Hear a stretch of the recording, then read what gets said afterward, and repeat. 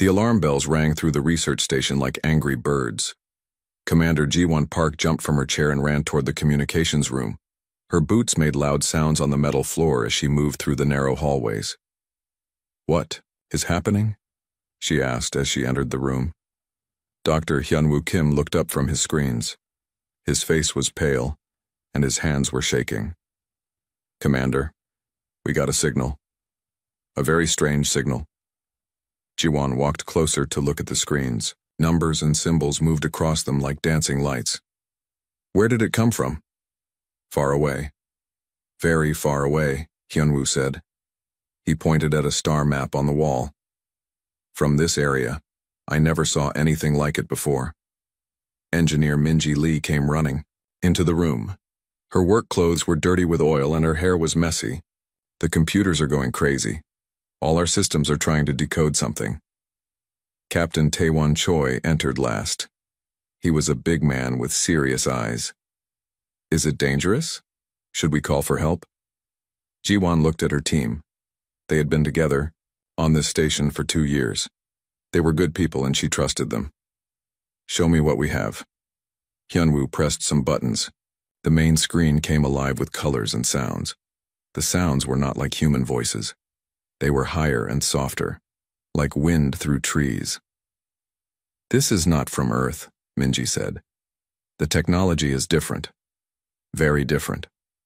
Hyunwoo worked on his computer for an hour. His fingers moved fast on the keys. Sometimes he stopped and rubbed his eyes. Sometimes he made small sounds of surprise. "I am starting to understand some of it," he said finally.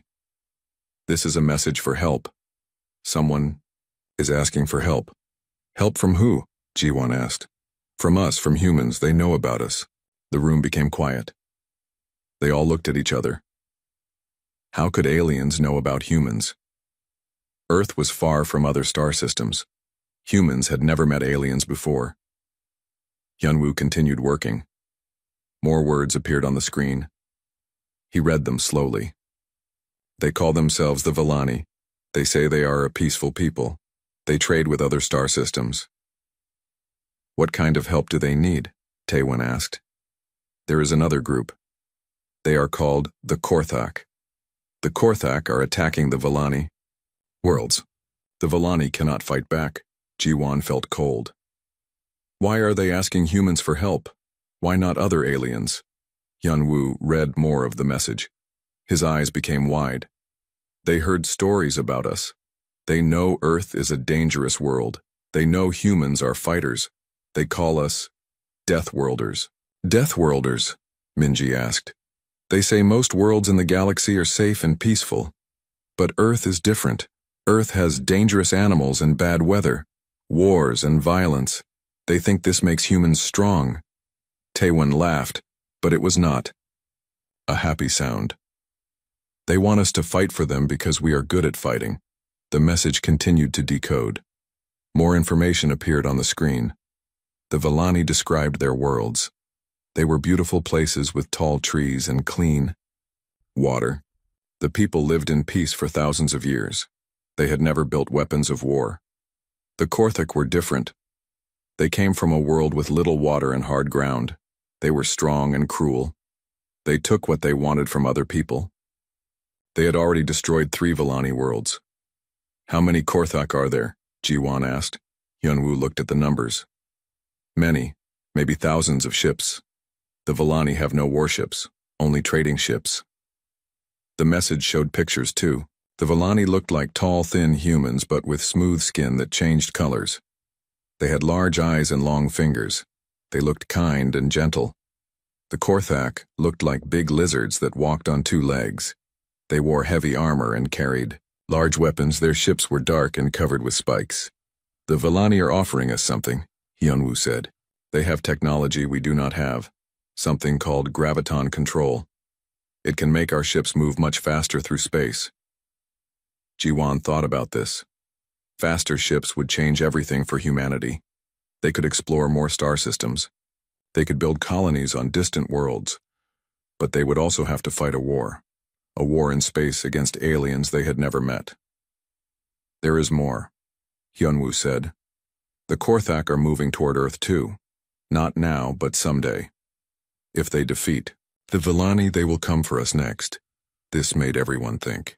If the Korthak were really that dangerous, maybe it was better to fight them now.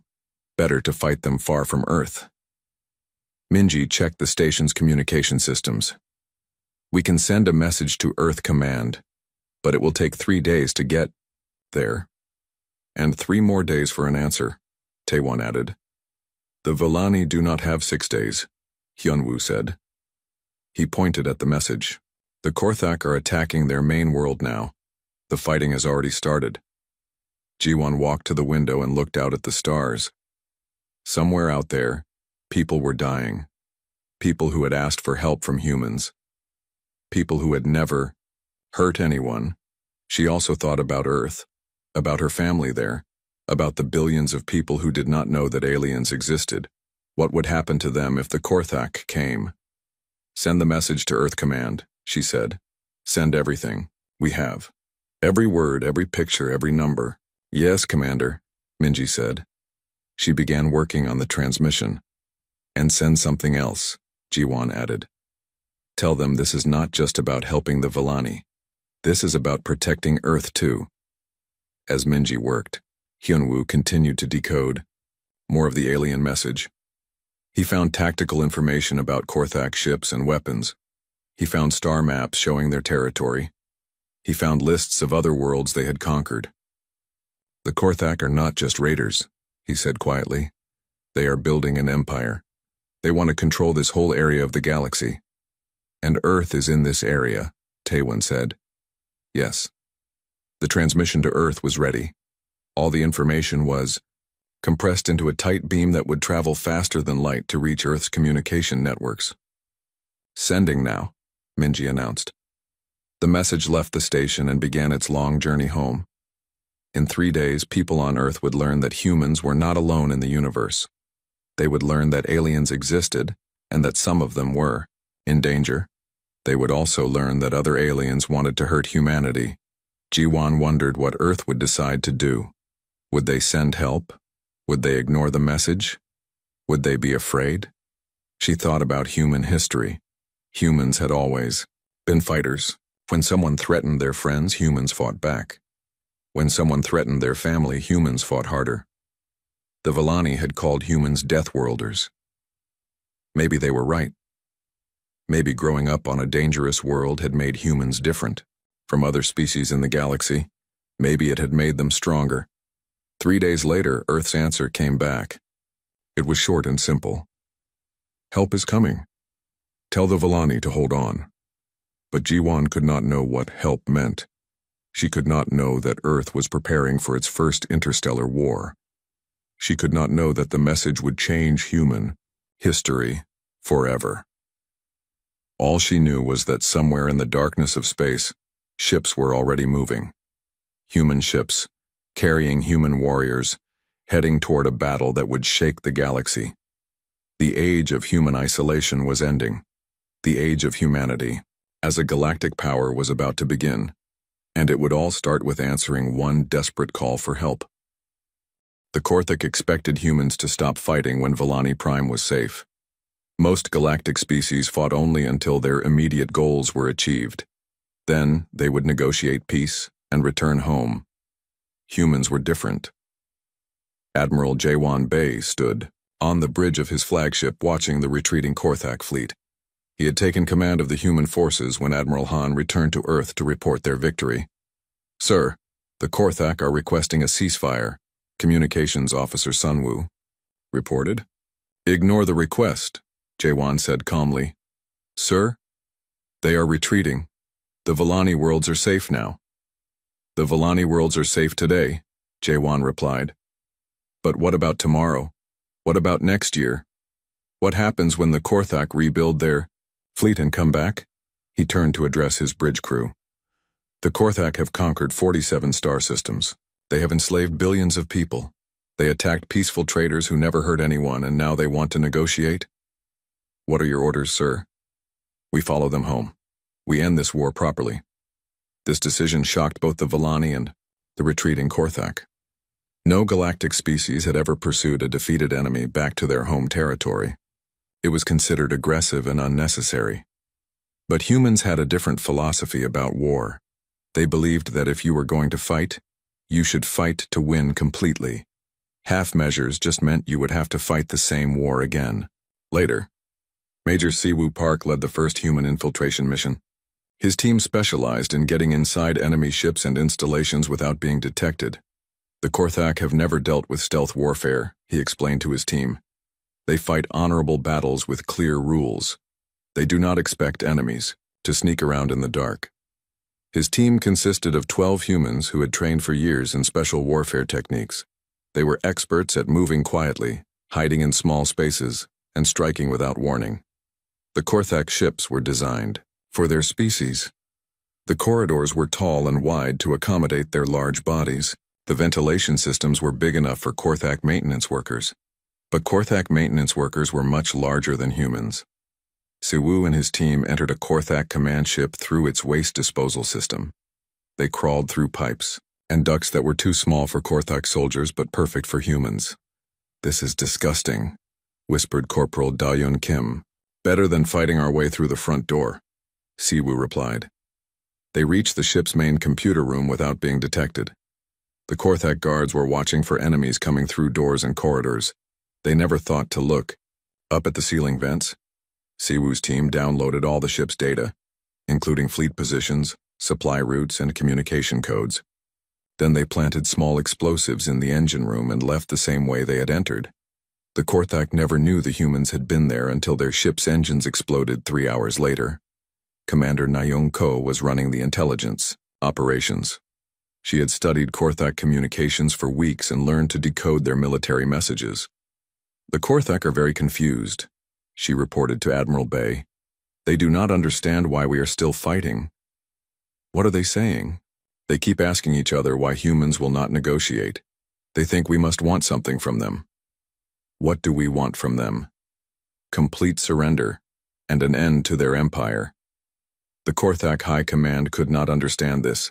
In their experience, wars were fought for territory, resources, or trade advantages. They could not comprehend fighting a war just to stop bullies from hurting innocent people. But humans had grown up on a world where predators existed. They understood that sometimes you had to fight predators not for profit, but to protect the herd. The human fleet continued to chase the Korthak ships deeper into enemy territory. Along the way, they discovered something that made them even more angry. The Korthak had not just conquered other species, they had made them into slaves. The third planet they liberated, Commander Ko found prison camps holding millions of aliens from a dozen different species. The prisoners had been working in mines and factories for decades. "How long have you been here?" she asked an elderly alien through a translation device. 30 years, he replied, "since the Korthak conquered our homeworld." "What happened to your people who were not captured?" The old alien looked sad. "They were killed. The Korthak said slaves who were too old or too weak were useless." This news spread through the human fleet like wildfire. The soldiers had come to help the Villani, but now they discovered that the Korthak were much worse than anyone had realized. They were not just aggressive conquerors. They were genocidal monsters who had murdered entire populations. Admiral Bay called a meeting of his senior officers. "The mission has changed," he announced. "We are not just protecting the Villani anymore. We are liberating every world the Korthak have conquered." "Sir, that could take years," said Captain Jungwon Lee.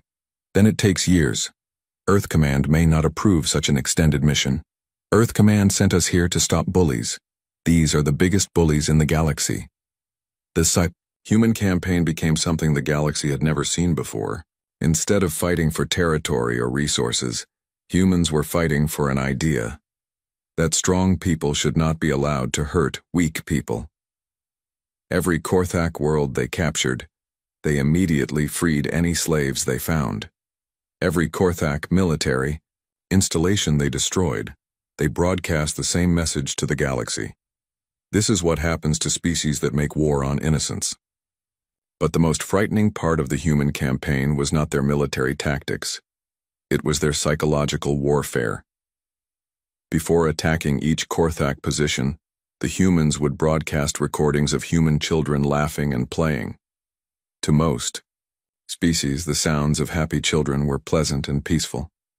To the Korthak, who were used to the harsh sounds of their own world, human laughter sounded like the calls of predators preparing to hunt. The psychological effect was devastating. Korthak soldiers would hear recordings of human children and immediately think of the terrifying human warriors who were coming to destroy them.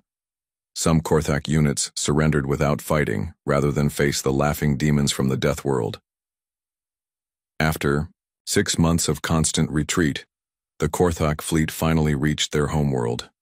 Emperor Korthak the Destroyer, supreme ruler of the Korthak Empire, waited for them with what remained of his military forces. "We will make our final stand here," he declared. "The humans may have won battles, but they cannot conquer our entire empire." He was wrong. The human fleet arrived at the Korthak homeworld to find it defended by 2,000 ships and orbital defense platforms. It was the largest military force the galaxy had seen in centuries. Admiral Bay studied the enemy positions and turned to his staff. Comments? "The odds are approximately 10 to 1 against us," Captain Lee reported.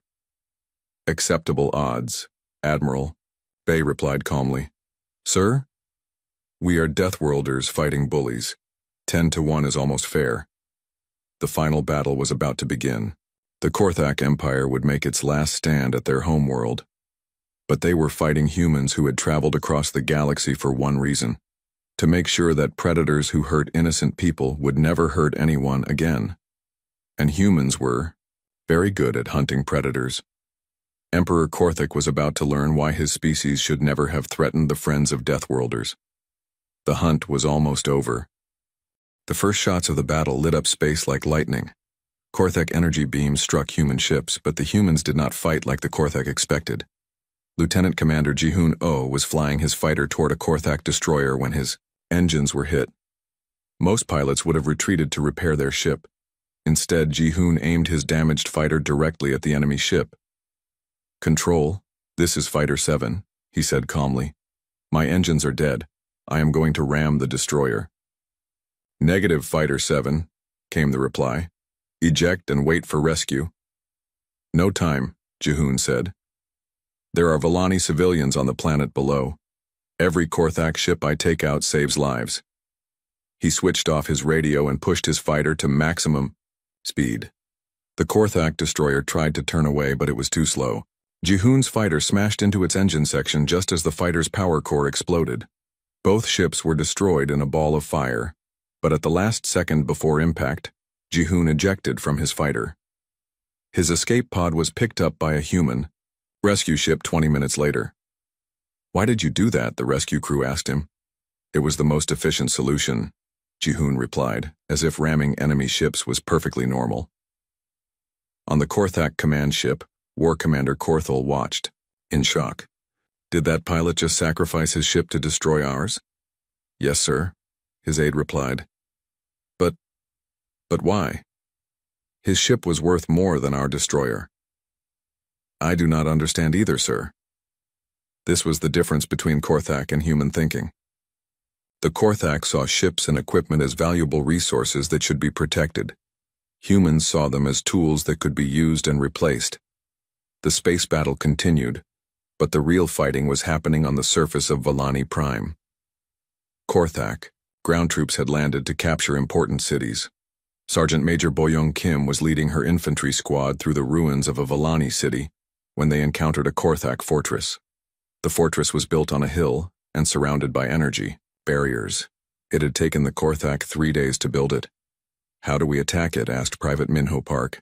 "We do not attack it," Boyoung said. "We let it attack us." She ordered her squad to set up their weapons in an open area where the Korthak could see them. Then they began firing at the fortress, but they aimed badly on purpose. The Korthak thought the humans were poor soldiers. They opened their barriers and sent troops out to capture these weak enemies. But the humans were not weak. They were acting. As soon as the Korthak troops left their fortress, Boyoung gave a signal. Half of her squad, which had been hiding underground, in tunnels they had dug during the night, emerged behind the Korthak position. The Korthak found themselves trapped between two groups of human soldiers. "This is impossible," the Korthak commander said. "When did they dig those tunnels?" "Last night, sir," his scout reported. "While we were sleeping, they were digging." "They worked all night? Do humans not need sleep?" The truth was that humans did need sleep, but they needed victory more. In another part of the city, specialist Wanho Lee was studying a problem. The Korthak had built a shield generator inside a mountain. The shield protected their landing ships from human attacks. Most species would have spent weeks trying to find a way around the mountain or through the shield. Wanho had a simpler idea. He planted explosives at the base of the mountain and created an avalanche that buried the entire Korthak installation. The shield generator was crushed under 10,000 tons of rock. "Problem solved," he reported to his commander. "Lee, you just destroyed a mountain," his commander replied. "Yes, sir. The mountain was in our way." This casual attitude toward massive destruction confused the Korthak. They were used to careful, precise warfare. Humans seemed to think that if something was in their way, they should just blow it up. The most confusing human of all was field medic Seo-young Choi. According to galactic law, medical personnel were not supposed to fight. They were supposed to help wounded soldiers from both sides. But Seo-young was not like other species medical personnel. She was treating wounded human soldiers in a medical tent when her scanner detected movement on a hill 2 kilometers away. The scanner was designed to find injured people, but it could also detect healthy people. Seo-young looked at her scanner data and realized that the figure on the hill was the Korthak field commander. He was directing the battle from what he thought was a safe distance. She picked up her medical rifle, which was supposed to be used only for self-defense. But Seo-young had a different definition of self-defense than most people. She calculated wind speed, gravity, and atmospheric pressure using her medical scanner. Then she aimed carefully and fired one shot. 2 kilometers away, the Korthak field commander fell dead. "Medic Choi," her assistant said, "was that not against the rules of war?" "He was threatening my patients," Seo-young replied. "That makes him a medical problem." Word of these human tactics spread quickly through the Korthak forces. Their soldiers began to panic. How could they fight enemies who used medical scanners as sniper scopes? How could they defeat people who destroyed mountains, when those mountains were inconvenient? But the most frightening thing about humans was not their tactics. It was their attitude. When Korthak soldiers were wounded, they called for help and waited for medical treatment. When human soldiers were wounded, they kept fighting. When Korthak soldiers ran out of ammunition, they surrendered. When human soldiers ran out of ammunition, they picked up rocks and sticks and kept fighting. When Korthak soldiers were surrounded, they tried to escape. When human soldiers were surrounded, they seemed to get more dangerous. "These humans are insane," a Korthak officer reported to his commander. "What do you mean?" the commander asked. "They act like they enjoy fighting. They laugh when they are shot at. They make jokes while people are trying to kill them." This was true. Humans did seem to enjoy combat in a way that other species found disturbing. During one battle, human soldiers were heard singing songs while they attacked a Korthak position. The songs were about their home planet Earth and about protecting their friends. The Korthak did not understand why anyone would sing during a battle. But the singing had a purpose. It kept the human soldiers brave and reminded them why they were fighting. After 3 days of fighting, the Korthak forces were in full retreat. They had lost half their ships and most of their ground troops. War Commander Korthal sent a message to his superiors. "The humans are not like any enemy we have faced before. They do not follow the accepted rules of warfare. They sacrifice equipment without hesitation. They treat their medical personnel as snipers. They destroy entire mountains to solve tactical problems." "Are you requesting more troops?" came the reply. "I am requesting permission to withdraw from this system entirely. These Deathworlders are too dangerous to fight with conventional tactics." But Korthal's superiors did not understand. They had never fought humans before. They ordered him to continue the attack. This was their mistake. Admiral Sung-min Han watched the battle reports and smiled. "The Korthak are starting to break," he told his staff. "Should we offer them terms for surrender?" Ambassador Lim asked. "Not yet. Admiral Sungmin replied. They still think they can win. We need to show them that fighting humans is a very bad idea. What do you suggest? We show them what happens when Deathworlders stop playing defense and start hunting. The battle for Vellani Prime was almost over. But the war was just beginning. The Korthak were about to learn that there is a big difference between fighting civilized species and fighting predators from a death world. And Earth's children were very good predators indeed. The human fleet dropped out of faster-than-light travel at the edge of the Vellani system. Admiral Sungmin Han stood on the bridge of his flagship, looking at the screens that showed what was ahead of them. Report, he ordered. 800 Korthak, ships surrounding the Vellani homeworld, Captain Isol Park said. They have the planet completely blocked. Our fleet strength? 200 ships, sir. All systems ready for combat. Sungmin looked at the numbers. 800 enemy ships against 200 human ships. Most military commanders would consider this very bad odds, but humans were not most military commanders. Any word from the Vellani? He asked. Yes, sir, they are sending a communication now. The main screen showed a face unlike anything humans had ever seen. The being was tall and thin with smooth skin that changed from blue to green to silver. Its eyes were large and kind. When it spoke, lights danced under its skin. Great Deathworlders, from Earth, the being said. I am High Counselor Veltar of the Vellani Republic. We thank you for coming to help us. Ambassador Kyung-ho Lim stepped forward. He had trained for years to be Earth's first alien diplomat, but nothing could have prepared him for this moment. High Counselor, he said. We are honored to meet you. I am Ambassador Lim of Earth. We received your message for help. We hoped you would send some ships, Veltar said. The lights under his skin flickered with what looked like surprise. We did not expect so many. Earth takes the protection of innocent people very seriously, Lim replied. The Korthak have demanded that you leave immediately. They say this is not your war. Admiral Sungmin stepped next to the ambassador. High Counselor, Earth has a saying. When someone asks for our help against bullies, it becomes our war. The communication was interrupted by another signal. This one came from the Korthak fleet. The being on the screen was very different from the Vellani. It looked like a large lizard standing on two legs. Its skin was dark green with red markings. It wore heavy metal armor and had sharp teeth. I am War Commander Korthol of the Korthak Empire, it said in a harsh voice. You will leave this system immediately or be destroyed. Captain Park stepped forward. She had studied the Korthak data for 2 weeks. War Commander, this is Captain Park of the Earth Defense Force. We are here to protect the Vellani people. Korthol made a sound that might have been laughter. Another weak species thinks it can fight us. We have conquered 47 star systems. We will crush you like insects. That might be difficult, Park said calmly. Why? You have only 200 ships, we have 800. Because, Park said, you have never fought Deathworlders before. Deathworlders, Korthol repeated. Yes, we heard this word. The Vellani think you are dangerous because you come from a harsh world.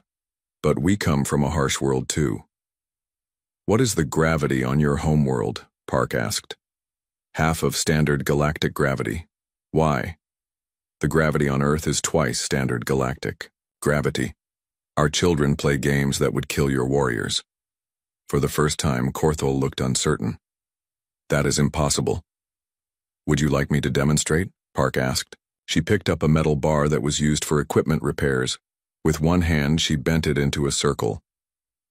This is normal human strength.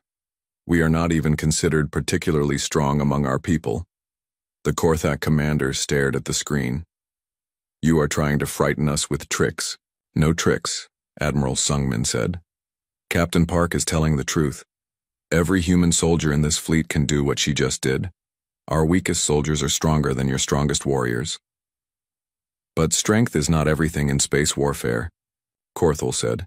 He was trying to sound confident, but his voice was shaking slightly. You are right, Ambassador Lim said. Strength is not everything. Strategy is important. Technology is important. Experience is important. Exactly. And we have been fighting wars for 200 years. We have been fighting wars for 5,000 years, Lim replied quietly. The communication ended. Korthel had cut the connection. High Counselor Veltar reappeared on the screen. The lights under his skin were moving very fast, which the humans had learned meant he was excited or worried. "Great warriors of Earth," he said. "The Korthak numbers are much larger than yours. Are you certain you can defeat them?" "High Counselor," Admiral Sungmin said, "in our experience, numbers are not as important as most people think." "What is important then?" "Training, equipment, and most important of all, motivation. What motivates human warriors?" "We do not like bullies," Captain Park said simply. The Villani leader seemed confused by this answer. "You came all this way and risked your lives because you do not like bullies?" "Yes. That is very strange to us. The Villani do not understand violence at all. We have never had wars. We have never built weapons. We do not know how to fight. That is why we are here," Admiral Sungmin said. Another signal came from the Korthak fleet. This time it was not a communication request. It was a threat display. The Korthak ships formed into attack formations. Their weapons began to charge. "They are getting ready to attack," Captain Park reported. "All ships, prepare for battle," Admiral Sungmin ordered. "Remember, we are not just fighting for the Villani. We are showing the galaxy what happens when someone threatens our friends." The human fleet began to move. Unlike most space navies, human ships did not form neat lines or careful formations. They spread out like a pack of hunting animals, each ship moving independently but working together. "This is strange," High Counselor Veltar said. "Your ships move like they are alive." "Human military tactics are different from what most species use," Ambassador Lim explained. "We learned to fight on a world where predators hunt in packs." Predators. Dangerous animals that kill other animals for food. Earth has many predators. Humans learned to think like predators. The Korthak fleet was now moving toward the human ships. They moved in precise formations with their biggest ships in front and smaller ships behind them. "Classic military formation," Captain Park observed. "Textbook battle tactics." "And very predictable," Admiral Sungmin added. "All ships execute Hunter Pattern 7, he ordered. The human fleet suddenly changed direction. Instead of meeting the Korthak head-on, they scattered in different directions. Some ships moved above the Korthak fleet. Others moved below. Still others moved to the sides. "What are they doing?" Veltar asked. "It looks like they are running away." "No," Ambassador Lim said. "They are surrounding their prey." The battle was about to begin. For the first time in galactic history, Deathworlders were going to fight in space. The Korthak were about to learn why species from dangerous worlds were so feared. War Commander Korthel watched the human ships move and felt something he had never experienced before. Fear. His species had conquered dozens of worlds by using superior numbers and standard tactics. But the humans were not using standard tactics. They were moving like wild animals, and he was beginning to understand that his 800 ships might not be enough. The humans had brought something to this battle that the Korthak had never faced before. The instincts of apex predators who had spent millions of years learning how to kill things that tried to kill them. The galaxy was about to see what Deathworlders could do when they were angry, and the humans were very angry indeed. Admiral Sungmin Han stood in the war room looking at the biggest screen he had ever seen. The screen showed star maps, ship positions, and military reports from all over Earth. Red lights blinked everywhere like angry eyes. "How long since we got the message, Q?" he asked. 18 hours, sir," replied his aide. "The president has already approved military action." Sungmin nodded. In 18 hours, everything had changed. Humanity was no longer alone in the universe, and apparently, humanity was needed for war. General Yuna Shin walked into the room. She was smaller than most generals, but everyone was afraid of her. She had fought in 3 Earth wars and never lost a battle. "Admiral, the fleets are ready," she said. "We can launch in 6 hours." "How many ships?" Sungmin asked. 200 warships. 12 of them are our biggest dreadnoughts. We also have support ships, medical ships, and supply ships. Sungmin was amazed. In less than a day, Earth had prepared the largest war fleet in human history. How many soldiers? 50,000 combat troops, plus pilots, engineers, and medical staff. About 80,000 people total. Dr. Yoonji Kang entered the room carrying a tablet computer. She was young but very smart. She knew more about alien warfare than anyone else on Earth. I have been studying the alien data, she said.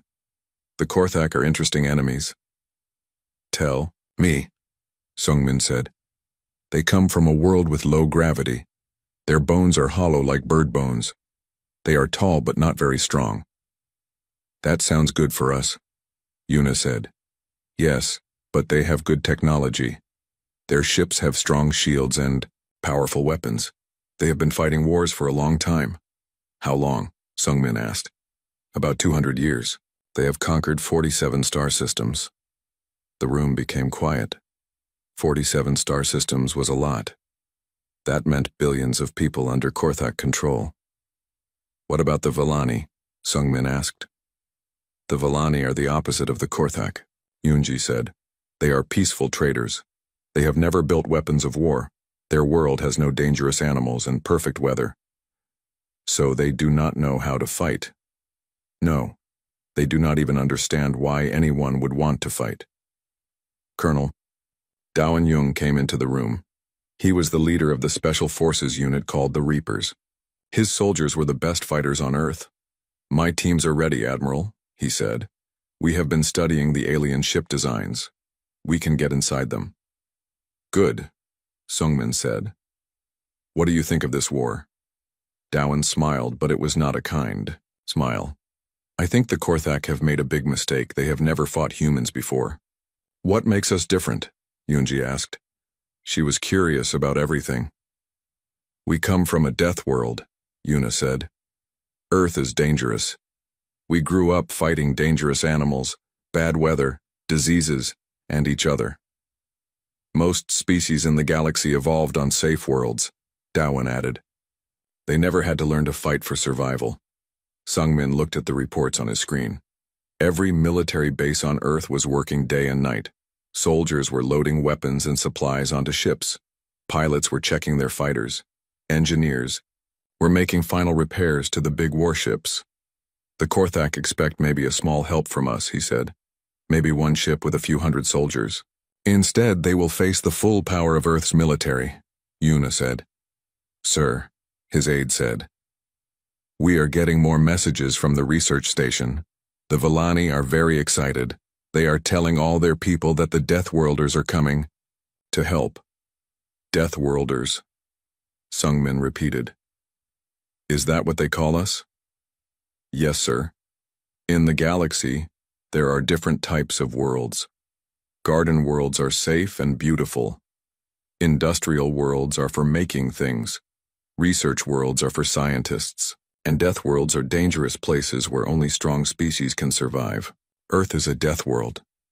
Yes, sir. And humans are Deathworlders. Sungmin walked to the window and looked outside. He could see the Pacific Ocean stretching to the horizon. Above the water, he could see the launch trails of rockets carrying supplies to the fleet. How many Deathworlders are there in the galaxy? He asked Yoonji. Not many, sir. Maybe 5 or 6 species. Most intelligent life grows up on safe worlds. And what are the other Deathworlders like? We do not know. This is our first contact with galactic civilization. The communication system made a sound. A new message was coming from the research station. Sungmin listened carefully. The Korthak have attacked another Villani world, the message said. 3 billion Villani are dead. The survivors are asking if the human fleet is really coming. Send them an answer, Sungmin ordered. Tell them we are coming. Tell them to hold on. But privately he wondered if they would arrive in time. The journey to Villani space would take 2 weeks even with their fastest ships. How many more Villani would die while they traveled? Admiral, Yuna said. I have a question about our mission. Yes? Are we just helping the Villani? Or are we sending a message to the galaxy? Sungmin thought about this. It was a good question. If humanity helped the Villani, Other species would hear about it. They would learn that humans were strong fighters. Some species might want to be friends with humanity, but others might decide that humans were dangerous enemies. Both, he said finally. We are helping people who asked for our help, but we are also showing the galaxy what happens when someone attacks our friends. And if the galaxy does not like us for this, then the galaxy will learn to respect us, Colonel Jung laughed. I think the Korthak are about to get a big surprise. What kind of surprise? Yunji asked. They think they are fighting a species like the Vellani, weak and peaceful. But humans are not weak, and we are not always peaceful. Humans are dangerous, when we need to be, Yuna added. The final preparations took 4 more hours. The fleet was larger than anything Earth had ever assembled. It included the newest warships with the strongest weapons. It included soldiers trained in every type of fighting. It included medical teams prepared for alien injuries and engineers ready to repair alien technology. Most importantly, it included humans who had grown up on a world where everything tried to kill them. Fleet is ready for launch, came the report. Begin. Departure sequence, Sungmin ordered. One by one, the ships left Earth orbit. The big dreadnoughts went first, their engines lighting up space like new stars. Then came the cruisers and destroyers. Finally, the support ships followed. From Earth's surface, people watched the fleet disappear into the darkness. Many of them did not know where the ships were going or why. They only knew that humanity's children were heading into the unknown. 2 weeks to Vellani space, the navigator reported. Good, Sungmin said. Send a message to all ship commanders. Tell them to prepare for humanity's first interstellar war. As the fleet traveled through space, messages continued to arrive from the research station. The news was not good. The Korthak were winning. More Vellani worlds were falling. But then something interesting happened. Word about the human fleet began to spread through the galaxy. Other alien species heard that Deathworlders were coming to fight the Korthak. Some species were curious, some were worried, and some were excited. The Korthak heard the news too. First they laughed. What could one species do against their mighty empire? They would soon find out. In 2 weeks, they would learn why humans were called Deathworlders. They would learn that species from dangerous worlds were different from species that grew up in safety. They would learn that threatening human friends was a very bad idea. The journey to Vellani space had begun. The age of human isolation was ending forever. 6 months after the Battle of Korthak Prime, President Chaewon Song stood before the United Nations Assembly on Earth. The room was filled with representatives from every nation on the planet. But today, they were not just discussing Earth matters. Today, they were discussing humanity's place in the galaxy. The war is over, she announced. The Korthak Empire has surrendered unconditionally. 47 star systems have been liberated. 3 billion slaves have been freed. The assembly erupted in cheers, but President Song raised her hand for silence. But our victory has created new challenges, she continued. The galaxy now sees humanity differently. We are no longer an unknown species from a distant world. We are a major galactic power. Ambassador Sun Ho-yoon walked to the podium. He had spent the last month meeting with representatives from dozens of alien species. His reports painted a complex picture of humanity's new situation. Some species want to be our allies, he said. The Vellani have offered us permanent access to their graviton technology. 15 other species have requested defense treaties with Earth. And the others? President Song asked. 23 species have formed what they call the Containment Alliance. They believe humans are too dangerous to be allowed unrestricted expansion into the galaxy. This news caused worried murmurs throughout the assembly. Humanity had won one war, but they might have created the conditions for future conflicts. What do they want? Asked the representative from Brazil. They want limits on human military expansion. They want monitoring of human colonies. And they want guarantees that we will not interfere in conflicts between other species. Even if those conflicts involve innocent people being hurt, especially then, they fear that humans will use the protection of innocence as an excuse to build a galactic empire. Captain Jamin Kim had been listening to the discussion from the back of the room. He was the commander of humanity's first exploration fleet, which was preparing to establish colonies on worlds outside the solar system. "May I speak?" he asked. President Song nodded. "I have talked to many of the alien refugees we freed from Korthak slavery," Jamin said. "They do not see us as conquerors, they see us as liberators." "What is the difference?" asked the representative. "From Germany. Conquerors take territory for themselves. Liberators free people and then leave." "And what did we do?" "We freed 47 star systems and then handed control back to the original inhabitants. We did not claim a single world for Earth." This was true. Despite having the military power to create a vast human empire, humanity had chosen to restore independence to every world they had liberated. "But some species still fear us," Ambassador Yoon said. "They look at our military capabilities and wonder what we might do in the future." High Counselor Veltar appeared on the main screen via faster-than-light communication from Volani Prime. The Volani leader had become humanity's closest alien friend. "People of Earth," he said, his skin glowing with colors that indicated deep respect. "I want to speak for those species who have benefited from human protection." "Please proceed, High Counselor," President Song said. "Before the humans came, the galaxy was ruled by the strong. Species like the Korthak took whatever they wanted from weaker peoples. There was no justice, only power. And now there is hope. For the first time, weak species know that someone will protect them from bullies. The humans have given us something we never had before, the belief that good people can win against bad people." But not everyone in the galaxy shared this optimistic view. On the screen appeared another alien face. This being was from the Zephyrian Collective, one of the leaders of the Containment Alliance. "The humans are dangerous," it said in a cold voice. "They destroyed an entire empire in 6 months. What happens when they decide that another species is a threat?" "We only fight in defense of innocent people," President Song replied. "That is what you say now. But power changes people. The humans have the strongest military in the galaxy. How long before they use it for their own benefit?"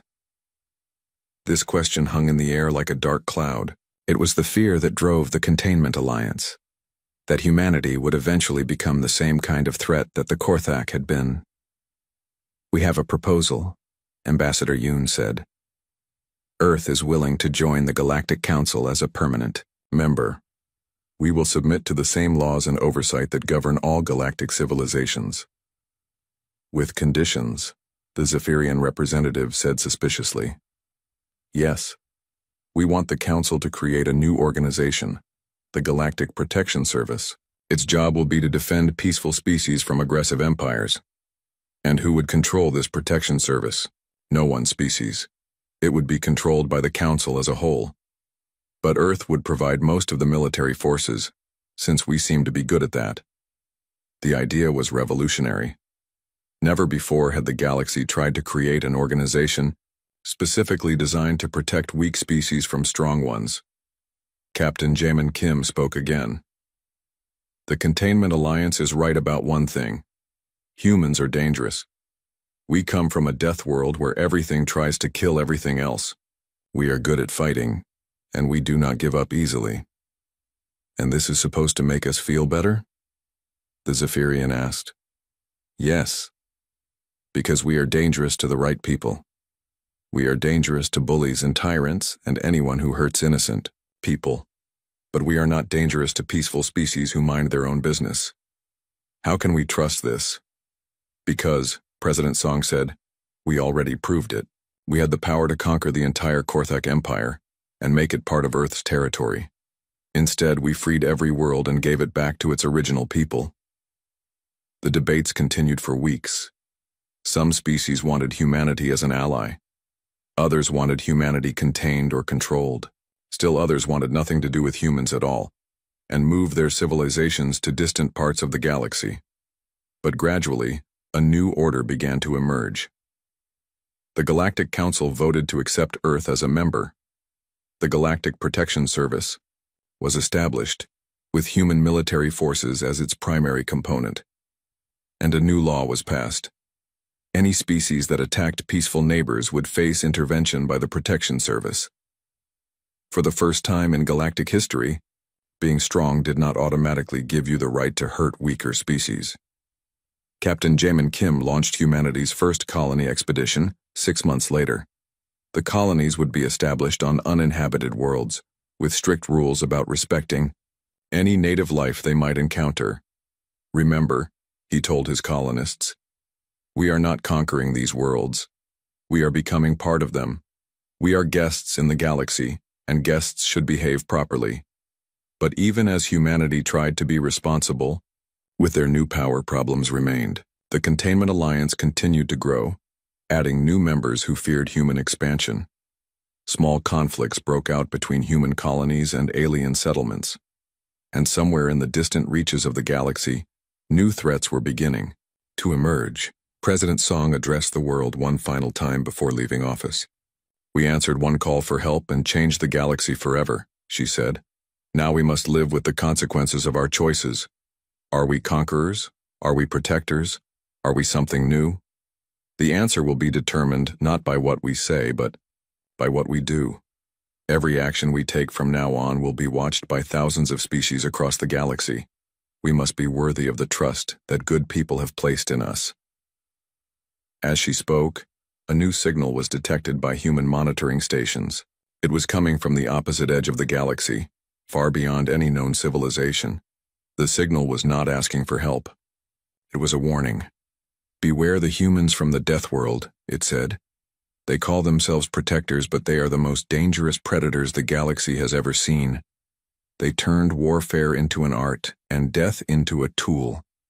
They are beautiful and terrible, and they fear nothing. They say they fight for justice, but I have seen their ships and their weapons.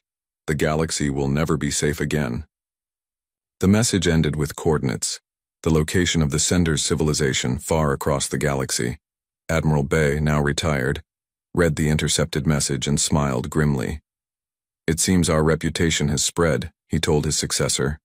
Is that good or bad? That depends. Are we the people we claim to be? Or are we the monsters they fear we might become? The answer to that question would determine the future of not just humanity, but the entire galaxy. Far across space, unknown civilizations were preparing for the day when the Deathworlders from Earth might come to their regions of space. Some were preparing to welcome them as liberators. Others were preparing to fight them as conquerors, and a few were simply preparing to run. The age of human isolation was over. The age of humanity as a galactic power had begun. What that power would be used for remained to be seen.